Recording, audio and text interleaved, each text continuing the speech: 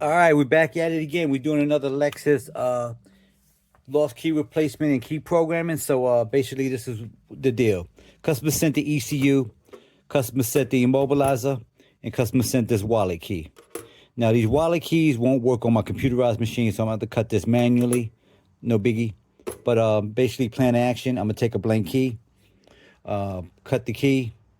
I can't try it in a lock because I don't have a lock in this situation. So more likely it'll work. I'll duplicate it, and then I'll take the chip, program it into the immobilizer box, and then the vehicle will start right up. That's basically the gist. I'll come back in a little bit.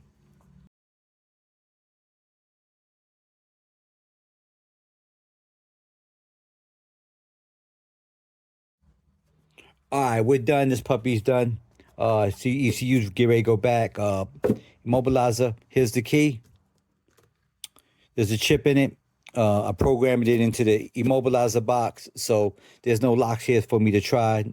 So can't show you the key working nice and smooth, but the key is programmed. This will be plug and play at this point. Now, those of you that ask me about the why people can't do this is an older system, and there's a lot of new locksmiths right now running around. I've been doing this since 1990, so I've been doing keys for cars before the chips even existed. So I've been fortunate to watch all this come into play.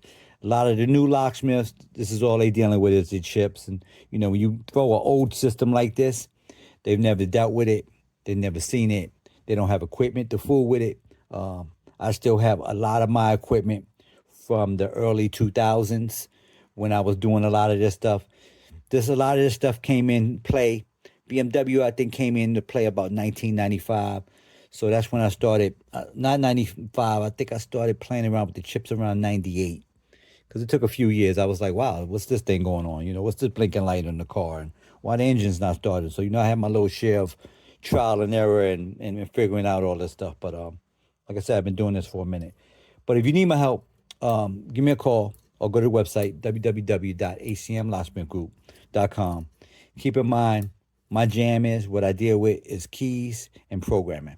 You having electrical issues, the car not starting, you driving the car down the road and it's shutting off on you. That's not me. That's going to be a local mechanic or the dealer.